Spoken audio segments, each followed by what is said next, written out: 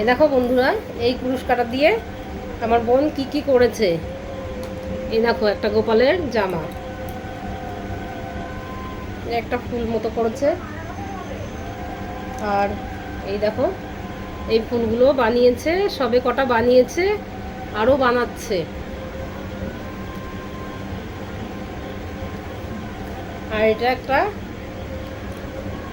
একদম কাছ থেকে দেখো, এইগুলো ছোট ছোট গোল গোল মতো বানিয়ে এই দেখো ঠাকুরের মালা বানিয়েছে, অনেক কিছু বানিয়েছে। এই দেখো এটা ঠাকুরের একটা আসন, কি সুন্দর না?